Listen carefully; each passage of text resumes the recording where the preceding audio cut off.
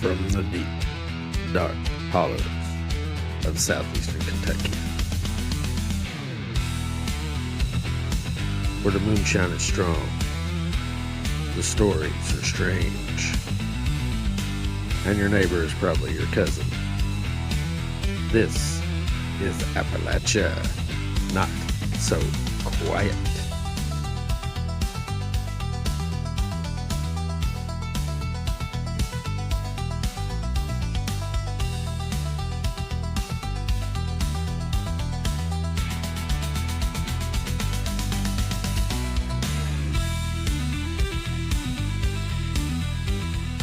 Hey, welcome back, everybody, to Appalachia Not So Quiet. I am your host, Hillbilly Phantom, and as always, I'm joined by my co-host and wife, Appalachian Shade. Hello, my darling. How are you feeling today? Good. Good? I You're don't know what always else to say. good. Just good. Just doing good. Well, I'm doing pretty good, too, despite having some vehicle trouble. That happens. That's that time of year. Yeah, I guess. That was a little aggravating. You've done really good though. You've not had the dad crash out. I didn't have an absolute meltdown. Threatened to drive the car over a cliff or anything. I remember my dad threatening that a few times. Drive this thing over the hill, over in the creek. So, like I said, welcome back, everybody. If you listened to our last episode, Bloody Peaks, where we discussed some of the possible satanic rituals on Clack Mountain. And the white lady on Route 38 over in Harlan County. Yeah, White Lady of Harlan County. And also on our last episode, we drew the name for our hitting 1,000 listens celebration. Mr. Gary Cornett won our free merchandise in that little giveaway, and that merchandise will be on its way shortly. Way back on our 500 listens celebration, Jennifer Ashley won some free merch, and I think people like free merch. I know I always do. So I say we just keep that going. Probably do another giveaway. Hit 2,000. magic number 2,000. We're getting close. Yeah, it's coming up fast. We're already like what, 1250, something like that. Mm-hmm. Man, it's incredible.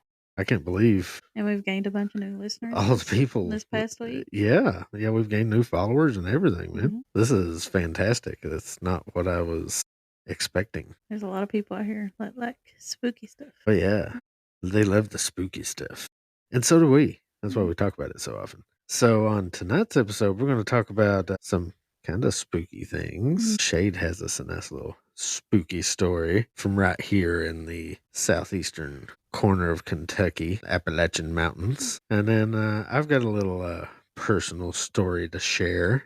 Ooh, personal story. Yeah, I'm not sure that it's, completely a supernatural thing. It's not really a spooky story, but it's just very strange. And it's a story I haven't shared on the podcast. I've shared most of my spooky stories, but this is just kind of an interesting and strange story. Okay. So, Shade, I'll let you start us off here. Let's hear your spookiest story. This one comes out of Pikeville, Kentucky. Pikeville, yeah. Pikeville College, home of the Bears. Mm-hmm. We know some people that go there. Shout out to our Pikeville peeps. They know who they are. Okay, so everyone knows up here in the hills, we got stories that don't die easy. Stories that sometimes cling in the fog and hang on the gravestones long after the folks who told them are gone. Spooky. There's one such story from Pikeville, Kentucky. A tale so strong and so sorrowful it still whispers through the cemetery at night. It's the story of Octavia Hatcher. Octavia Hatcher. Young wife who fell asleep and was buried before she woke. Oh, whoa, now hang on. So you're saying this woman was buried alive? Buried alive. Wow. And this happened in Pikeville. Yes. Okay. I can honestly say that I don't think I've heard this story. It's true. This is a for real thing, huh? This is a true story. Yes. Okay. So in January of 1881, Pikeville was barely more than a cluster of wooded storefronts, muddy streets, and the echoes of coal wagons on the ridge. Yeah, definitely a coal town. Octavia Smith Hatcher, just 20 years old, gave birth to her first child, a boy, which she named Jake. But joy is a fragile thing in the mountains. A record carved into the stones says it plain. The baby was born and died on the same day. Oh man, Mhm. that's so sad. And you see that a lot. Like if you go around and visit the cemeteries around southeastern Kentucky, I used to do it a lot. Ghost hunting days. But you would find these graves of babies that were only alive for maybe a few days or something. Well, I mean, It was so hard to make it back in the day in the Appalachian Mountains. medical, devices and just like the whole healthcare system wasn't as advanced back then as Yeah. it is now, and so much sickness Yeah, I and mean, living stuff. out in these areas way back in the mountains, you didn't have access to a lot Yeah. of Or, health care. you didn't have OBGYN or anything like that. Yeah. So, Sometimes you'd have a right. midwife or Yeah. something, but that was about it. They didn't have like any maternity care, Right. for Yeah. pregnant mothers and stuff back then. So, Yeah, and disease was rampant and Mhm. stuff back in those days. It was hard to get any kind of medication, see a doctor, find out what was wrong with you to take out some of these diseases that were being spread around. So on that day, there was no comfort in a cradle. There was never a rocker, no sound sadder than a mother's silence when there was no cry to answer. From that moment, neighbors said that Octavia seemed to have faded, lost her sparkle, and she hardly spoke. Her body weakened and her spirit cracked. Her husband, James Hatcher, tried to console her, but he was a man who fixed problems with his hands and money, neither of which could heal her grief. So sad. So James Hatcher was a well-known rich guy from Pikeville. So where the exposition center now, or the Appalachian Expo Center in Pikeville sits, Yeah. used to be the Hatcher Hotel years ago. They owned that. And several other Okay. businesses, and like he did coal mining and logging, things like that. So his Oh. family made their wealth. Oh, so Yeah. they were a big name in the Pikeville area then. Yeah. So by spring, Octavia lay in bed, her pulse slow, her breathing faint, her skin ashen. The doctor came, pressed 2 fingers to her wrist, waited, and finally shook his head and said, "She's gone."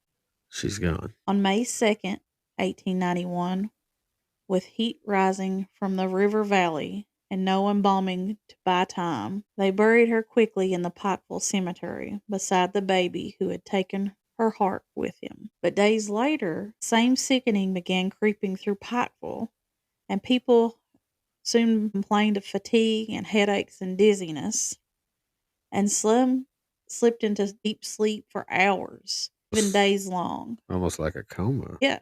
Oh boy. And word spread fast, and they called it the sleeping sickness. The sleeping sickness. And then panic Oh. filled the streets, and others could fall into that strange sleep and return. What about Octavia? Oh boy. So her husband James, he couldn't stand the thought, and he rode to the cemetery with shovel and some extra men, demanding her grave to be open. They tried to persuade him not to open it, but he insisted. He's like, "I have to know. I have to know." Yeah. But yeah, I Yeah. mean that would drive you crazy. And then when the coffin was lifted, the story says the air went still and heavy as judgment. And what they found inside became one of Pikeville's most enduring horrors. The coffin's inner lining was shredded, the pillows torn apart, and Octavia had turned. Her face was no longer serene. It was frozen in agony, her body twisted toward the lid as if she had tried to push it open with her bare hands. No one spoke. The men backed away, pale and trembling, and her husband James collapsed to the ground. They said he didn't speak a full sentence for days after. Wow. That's Oh, crazy. yeah. Holy cow. So Uh, there was some kind of sickness. At first they were saying it was some kind of fly, but this fly was like in South Africa. But we'll get to that in a minute. Oh, We'll get to okay. that in a minute. I'm rushing you. I'm Yeah. sorry. So when James returned to town, he ordered a monument taller than any other in the cemetery. A stone likeness of Octavia, so like a full statue of Octavia, standing over her child's grave, her eyes forever open. And he was never the same. And the story goes on that he couldn't sleep, couldn't bear to lie still in the dark room. and he became obsessed with the idea of being buried alive himself. Yeah. Jeez. After witnessing that, after seeing, they buried his wife alive. Oh my Yeah. God. So at his hotel, the Grand Hatcher House, as they call it, there where the expo center is, he displayed a safety coffin in the lobby. A safety coffin. Yes. A strange contraption, and it had like a glass window in it, and it was like had an air pipe and a bell and rope that led to the surface. He told guests it was a peace of mind, his way of ensuring that he never met Octavia's fate. Some said he even built one for himself with a latch inside. When he'd finally died years later, townsfolk whispered he was laid to rest in it. So he made sure he was buried in that. Time moved on, but Pikeville never forgot. Children dared each other to visit the grave at night to see if the statue really moved. So they're saying, like, on the anniversary of her death, that the statue rotates away. Because Whoa. he built the statue of her at the cemetery so that, because you can see the cemetery from the expo center where the Yeah. hotel was, so that it looked like she was looking down at him, and while he was at work, he was looking up at her Whoa. So the cemetery is in Pikeville, well, close to the yeah, expo center. right. Yeah. So trying to think what would be looking down at the expo center. Just right across the road, probably, because you got that big hill. Right. So do you have like pictures? I do have pictures. You do. So old timers swore every May 2nd, the anniversary of her burial, the figure of Octavia turned slightly, so ever so slightly, her back to the town that buried her too soon. Visitors still claim to hear the faint click of metal in the breeze, like a bell ringing underground. Whoa. But she wasn't buried with that. He was. Right. That's still connected though. I mean, husband and wife. So now history doesn't keep ghost stories, but it does keep records. There's no official document proving that Octavia was ever exhumed. No coroner's reports, no newspaper articles described a discovered body. But what we do know is enough to understand the heartbreak. Octavia's baby was stillborn. She likely fell into a deep postpartum depression or catatonia. Yeah, obviously. A condition where the mind shuts down, but the body remains alive. And I've seen people do this. I've worked in a mental hospital area, and you just like they're Oh they're yeah, there, yeah. wheels It's a ain't real, turning. yeah. So, It's a real thing. There's all kinds of stories of people mistakenly being thought dead, and then like waking up in the morgue. right. I mean, you see stories about that happening even today. And then back in the 1890s, or without modern medicine, someone in that state really could have been easily diagnosed wrong, but mistaken for being dead. Oh yeah, Yeah, yeah, it's like, easily. oh, they're done. There were medical journals from that era describing similar cases, people buried only to be found later Yeah, when Earth was disturbed. Others believe that she suffered from encephalitis, a swelling of the brain that can mimic death. yeah. That's a possibility back in that Right. time. Yeah. I mean, there's several diseases that can make people think you're dead. And then others say it was like a toxic exposure of illness from like contaminated well water. Yeah, that too. There's certain toxins and chemicals that can make you appear dead. So, whatever it was, one thing is certain. Her husband, James Hatcher, lived the rest of his life haunted by doubt. Yeah, I mean, who wouldn't be? Right. Come on. You buried your spouse alive? Man, there's no way you come back from that. And it's easy to see why this legend grew. In a time when life and death were divided by guesswork or grief, Octavia's story gave shape to everyone's desperate fear. Waking up in a dark, unseen, unheard, and to everyone's deepest guilt, the fear that someone they loved might still need them after they even said goodbye. Over the years, fact and folklore tangled together until the truth mattered less than the warning. Make sure that they're really gone before you bury them. Yeah. So, Yeah, that is scary to think about mistakenly being pronounced dead and then buried and you wake up in a coffin. I can't even imagine how terrified she would have been and how grief stricken her husband was after discovering that. So they also said, like, when he created her statue, that he also put in one of her arms a baby, like she was holding a baby. Okay. Because that was one of the things that, caused her grief, was the Yeah. loss of her child. Like, people had gone and visited the cemetery and stuff like that, took that off, knocked the baby off. So it's just Oh, like laying really? there at her footstone. Why Yeah. don't they repair that? I'm not sure why. So, but this is an actual statue in an actual cemetery Yes.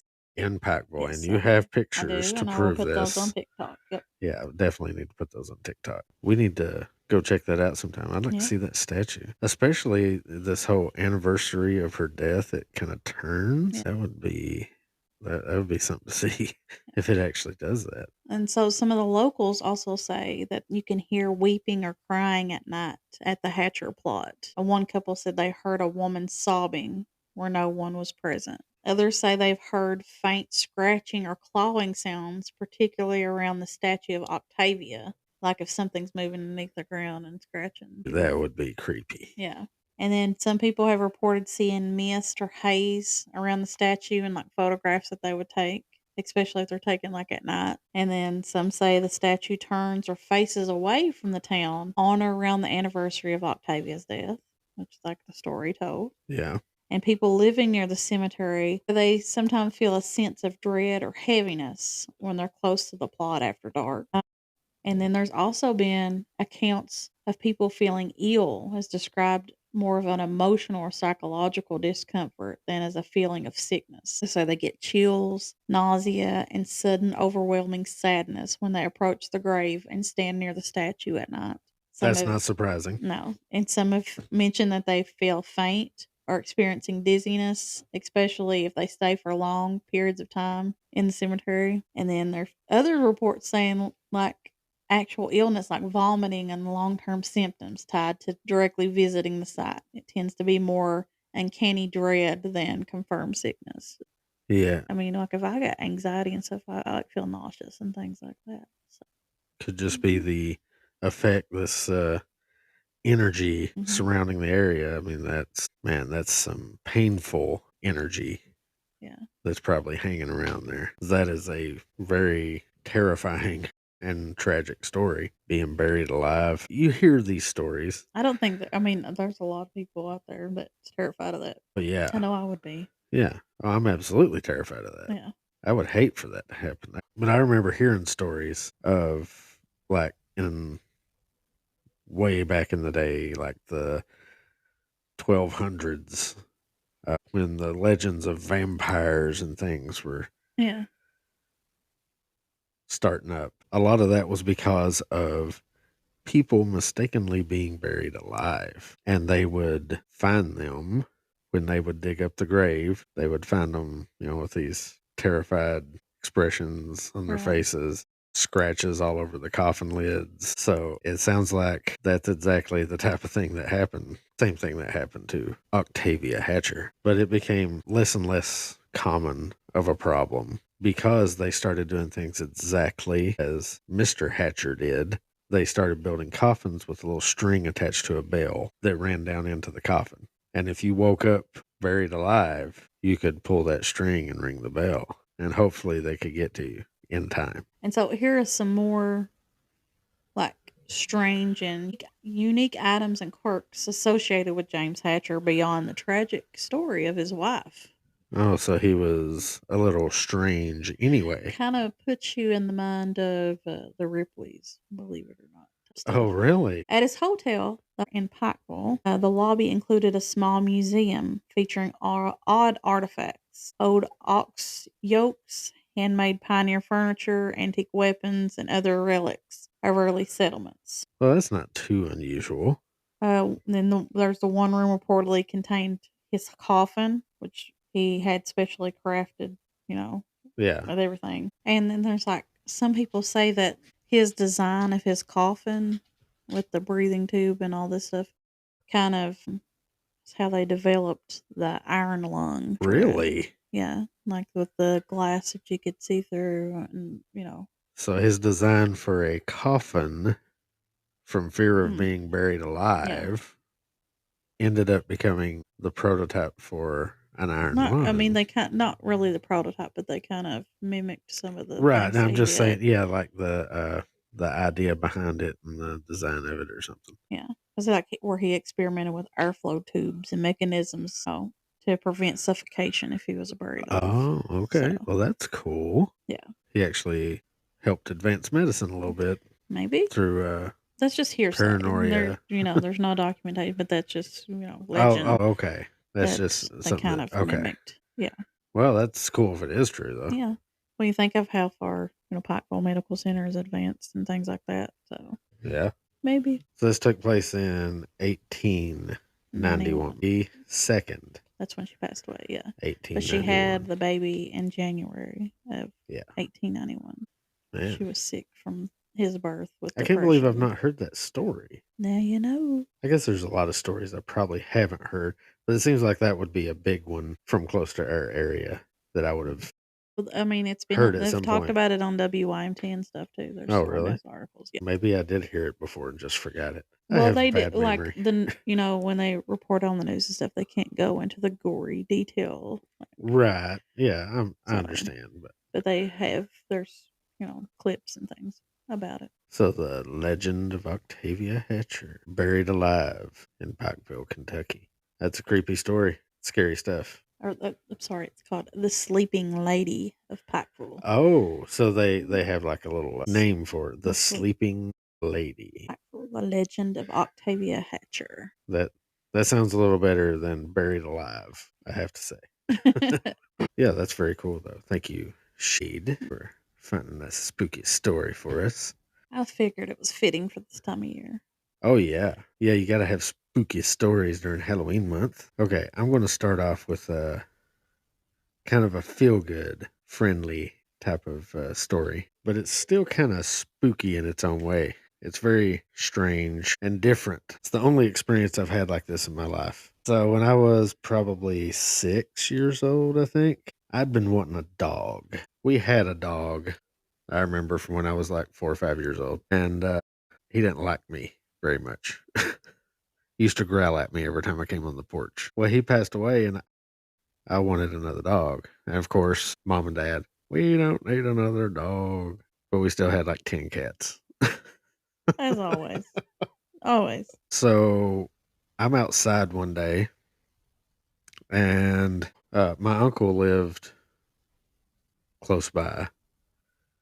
And he was up there for some reason. I don't even remember why. My dad and mom, maybe my brothers, I think just about everybody was out in the yard, enjoying the day. My uncle had been walking around the property, and he came back with a little dog. And he said, "Hey, do you know whose dog this is? Does it belong to, somebody on the holler?" We didn't recognize it. Never seen it before. And it was kind of a small dog, about knee height maybe. Various colors, mostly black and white, but there was a few spots of orange, brown colors here and there. A mutt, basically. So, like they say, a Heinz 57 variety. Yeah, I was actually getting ready to say that. As my dad called him, Heinz 57. So my uncle was like, "Well, if he doesn't belong to anybody on the holler or anything, I'll probably just keep him." And of course, I started going, "Oh, Dad, please, come on, I want to keep him. I want to keep him." Dad's like, "No, your uncle done said he's going to keep him." And my uncle comes over to me and he goes, "If you want this dog, I'll leave him up here as long as you feed him and take care of him." And I was like, "Yeah, I will. So, much to the dismay of my mother and father, we now had a dog. But, of course, they were adamant that this dog was not to come in the house. He was outside dog only. And I was fine with that. I was trying to pick a name, and my uncle finally said the name Ruffy. And I said, "Okay, Ruffy. Yeah, I like Ruffy. Sounds like a good name." My mom and dad, have to get dog food and all this stuff. Actually, I think my uncle may have helped out with dog food here and there. And me and Ruffy became best friends, of course, a boy and his dog. Right. He followed me everywhere. We did everything together. I talked to him just like he was a person, like he was another kid. And he was so smart. It was like he understood me, no matter what I said. It's like he understood exactly what I was talking about. And it's so rare to find a dog like that. This dog that just seems to sense or know somehow what you need or what you're wanting it to do. It's kind of a special thing to find in a dog. I didn't know that at the time, and I feel like I kind of took that for granted because, man, he was such a smart dog when I look back on it. We never taught him any tricks or nothing like that, but you could tell him to roll over, he'd roll over, you know. You could point at something and say, go get that, and he'd run to it. He wouldn't always pick it up and bring it to you, but he would at least go to where it was. Like he knew exactly what you were talking about. He was a constant companion and a guard dog. We went camping one time. Me and my brothers and some cousins went way back up near a place that was called Big Rock and camped out. And we heard something that night. Everybody was so scared. We were, didn't know what it was. There was just all these leaves crunching and stuff all around the campsite. And my oldest brother's like, get in the tent, get in the tent. And he's out there with a gun, him and a couple of our cousins. They're looking around, thinking it's, something big is about to come out at us. And then here comes Ruffy. Jumps right up out of the brush, right into the campsite. My brother goes, Ruffy, I thought something was about to kill us. And y'all had to change your underwear there. Yeah. But he stayed right there though and kept every now and then he would go and do that. He would patrol the campsite area, like the outskirts of it, make sure nothing was trying to bother us. Just an all around great dog. And like I said, me and him became best friends. I would go to school and he would walk with me over to the bus stop. I get on the bus and he'd watch me leave. Like, bye, see you later. Yeah. And, then he'd go do his thing for the day. And when I would get back there at 3:30 or so in the evening from school, there he was sitting there at the bus It's stop. kind of like what Pup does now. Like he knows when you're leaving for work. Oh, yeah. Getting home, he goes and lays in front of the door. Yeah, our current dog, he's kind of learned my schedule too. Yeah. But it's a very cool thing, though. He'd always be sitting there waiting on me. Now, my grandma, who lived in the little cottage across the creek from our house, and she had recently lost her second husband, I guess my step-grandfather. He had passed away about a year before Ruffy showed up. So, of course, my grandma was kind of lonely over at the cottage by herself. But when Ruffy shows up, like I said, me and him were really close. He was this really great dog. He kind of took up with sleeping over at the cottage on Grandma's porch. And pretty soon, I think I figured out why. So Grandma was getting up every morning because she was used to doing this. She would get up in the morning and she would make a big breakfast for her and Stan, who was my step-grandfather. So she would make eggs and bacon and biscuits and gravy, all the fixings, just about every morning. Well, she didn't really break that routine. So she was still making all this food. She'd eat what she wanted. And then the rest went to Ruffy. And you wonder why he was getting so big. So he became her breakfast partner. Pretty soon it wasn't, she didn't wait till after she had ate and then gave him the scraps. It became her fixing him a plate and then fixing her a plate, and she would sit out on the porch and eat with him, eat breakfast with him. Now, everybody on the holler knew this dog, and it came to be known as our dog. Yeah. But he would run all over the place during the daytime. While I was at school, he would be running up and down the holler, playing with other dogs, doing whatever a dog does. But in the evenings, like I said, when I would get home there, he'd be waiting on me and we'd run around and play. And then I'd go in for supper and he'd usually eat his dog food on the porch. And then he would go over to Grandma. I'll just make him dinner too. Sometimes she did. A lot of times she would eat with us too, or we'd just take her a plate. But sadly, not long after that, my grandma passed away. Now, of course, all of us were grieving, and I knew of animals grieving. I'd heard about it, but I'd never seen it. And that was one of the hardest things I think I've ever seen. I had to miss my first day of fourth grade because Grandma had passed and her funeral was on that day. So we went to the funeral, and the next morning I went to school, and I remember Ruffy wasn't on the porch waiting on me and didn't go to the bus stop with me. That evening, I got home and he wasn't sitting there waiting on me. And I was like, man, where could he be? And I hollered and hollered for him. I walked up and down the road I didn't go too far, but I did walk down the road quite a ways, screaming every breath for him. Ruffy, Ruffy, he never came. So I went back home, and Dad's like, well, hopefully he's just out, running around, and he'll be back tomorrow. So the next day, I get up, get ready for school. He's not on the porch. His food hasn't been touched. I go to school, I come back that evening. He's not there waiting on me. I go to the house, I look around, I'm yelling for him, Ruffy, Ruffy. Don't see him. Finally, when Dad gets home, I'm telling him I can't find Ruffy. He's just gone. He's always there. His food's not been touched, and I can't find him. And Dad said, well, did you go look for him? And I said, yeah, I went back up in the holler quite a ways, yelling for him. Never found him. I, went down the road as far as Madge and Paul's and never saw him. And he said, well, did you walk around the road up to the cemetery, around through there to see if, and holler for him? I said, no. And he said, well, go do that. So I took off and I walked the little road, mainly just a trail going out to the cemetery at that time. And sure enough, as soon as I came up over the little hill into the cemetery, I saw him. And he was laying on top of Grandma's grave. And I hollered for him, and he raised his head up and looked at me and then just laid his head back down. And I went over there and I was crying. I was like, Ruffy, what are you doing? Come on, come on. And he wouldn't get up. He refused to move. And I tried to pick him up and he would start whining and whimpering. I didn't know what else to do, so I went back to the house, told Mom and Dad I found him. And he's laying on Grandma's grave. And they were both kind of started tearing up hearing that because they knew how close that dog was to Grandma. So I grabbed his food bowl and I grabbed another bowl and filled it with water and I packed it out there to him and set it down. And I kept trying to make him eat, raise up and eat, and he wouldn't. Finally, it started getting dark and I had to go home, and I sat there and petted and loved on him until I couldn't anymore, and then I went home. The next day, it was exactly the same. He wasn't there in the morning. In the evening, he wasn't at the bus stop.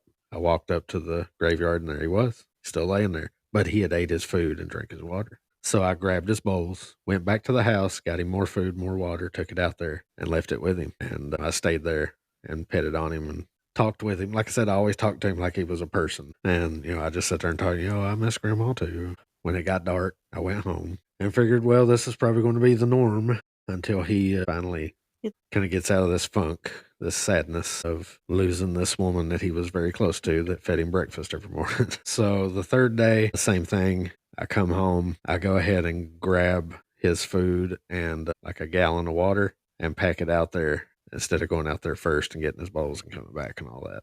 And I get out there and his bowls are empty and he's not there. He's gone. And the last time I ever saw him was the day before. No idea what happened to him. Never saw him again. Not even a hair. He just disappeared. So I don't know if he grieved himself to death and wandered off into the woods to die, or if he just couldn't be there anymore because Grandma wasn't there anymore. He left, went somewhere else, greener pastures. Maybe he went over the hill over into, one of the other hollers or something. But we never saw him again. This is where it gets kind of strange. So about 2 months later, I go over to my cousin's house, who is just like 3 houses down from where I live. And, we're out in the yard playing, goofing off. And she says, oh yeah, Daisy, who was a old dog, old for a dog. She was probably 9, 8 or 9. And she belonged to my other cousin that lived right next door to this cousin. And it was their dog, Daisy. She said Daisy had a puppy under the building. They had like a little outbuilding there, beside their house. She said, let's go look at it. I was like, what? Daisy had a puppy? I was confused because I remember hearing the owners of Daisy, my other cousins, talking about her being fixed. Oh, she shouldn't have been able to have puppies. So we go over to the outbuilding and look, and sure enough, there lays Daisy, and there is a single puppy nursing. We reach under there and pull it out, and this puppy was an exact duplicate clone of Ruffy. It had the exact same markings, colors, everything. It was identical to Ruffy. And I tried every way in the world to get my mom and dad to let me keep that puppy, and they wouldn't. So Who got to keep it? Did they just get rid of they it? took it off to the pound or found somebody to take it. I don't remember. But I always thought that was a very, very strange event. Like I said, this dog should not have been able to have puppies. Right. Y'all didn't have your grandma like have a wake at the house or anything that the dog would have been around and followed you all out to the cemetery and things like that? Like, No. how did he know? Well, I think he knew. I'm pretty sure he was there when we brought her to the cemetery. Yeah. I'm pretty sure he was there. I think he figured it out somehow that it was her. She wasn't around anymore, and maybe he could smell her. You know, dogs' sense of smell is just incredible. And you know, there was plenty of personal belongings that were laid to rest with her. And yeah, maybe he smelled her. He knew she was in there. But he was such a smart and incredible dog, and I can't believe how he grieved over her like that. Like I said, I'd heard about animals grieving, but actually experiencing it, it's just incredible to think about how our pets can kind of feel the same way we do. They understand that loss, and sometimes they can grieve themselves to death. But our dog only has one brain cell. He's pretty smart. Right now, he only has one. He's just there licking himself. Yeah. He wants to go to bed. He's tired of our podcast. He doesn't get to sit in between us and watch TV. Poor our puppy dog. So, yeah, that's my strange tale. But I feel like since it's Halloween, I should really end with something spooky. I just want to tell a quick story that happened to a friend of mine. Well, a couple friends of mine. So, some friends from school, this happened when I was in high school, they were getting into weightlifting. Okay. Not like, trying to get ripped bodybuilder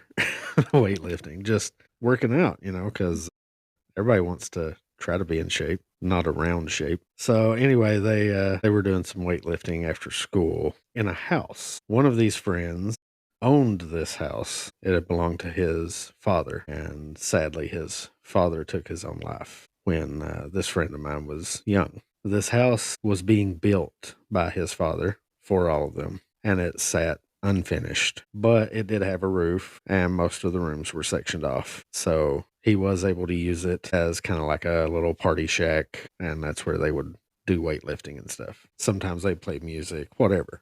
It was kind of a multi-purpose area because it had power, but it wasn't really being lived in. So they get there to lift weights, and another friend that is with them, he's been kind of sensitive to seeing things. He's seen a lot of strange things that other people are unable to see. I'm talking ghosts. I don't know if you would consider him a medium or whatever, but he did seem to have a knack for seeing stuff that nobody else could see. And you would think that, who's to say he's not just making it up?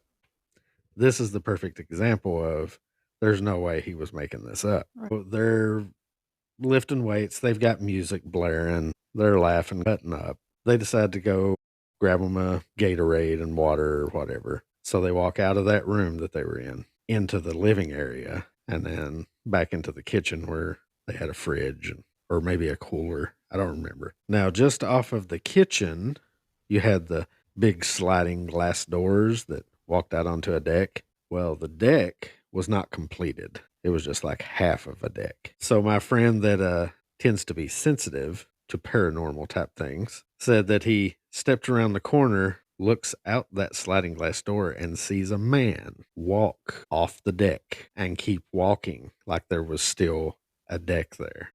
But there was nothing underneath him. And he said he backed away, kind of wide-eyed, freaked out a little bit. So my other friends are, looking at him like, dude, what's wrong with you? Why do you look so freaked out? He's like, I just saw somebody. And he talked about how he walked off the deck and like he was still walking, like there was still a deck there. And I said, well, originally that deck was supposed to go all the way out that way, but my dad never finished it. He said, what did he look like? So he started describing this guy. And my friend that owned the house, he's freaking out and then goes white and says, hang on. And he goes to a chest where he had like some family photos. And he pulls out a picture of his dad and shows it to the other guy. And he's like, yeah, that's him. That's who I saw. Who is that? That's my dad. I mean, he'd never seen this dude before. Described him to a T. That's very interesting. Yeah. And this guy has seen, like I said, you can't refute that. He described the guy, and they knew exactly who he was talking about. When he seen the picture, he's like, yeah, it's him. And he's seen a lot of other stuff. I've been sitting with this friend before, and him just look over in the corner and be like, yeah, that lady over there doesn't like us sitting here. Like, Wow. okay.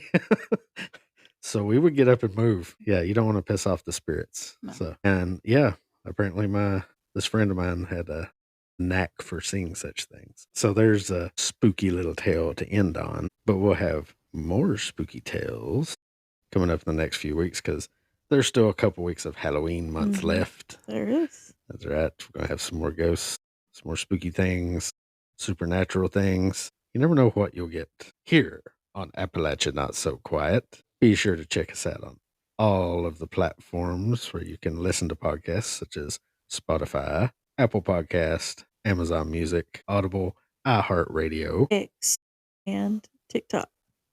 Yeah, don't forget about those social media. I'm still working on the Facebook. I swear I am working on the Facebook. It will happen one day, I promise. But until then, I'm your host, Hillbilly Phantom. And I'm Appalachian Shade. And we'll catch you on the next one. Till then, watch out for them boogers.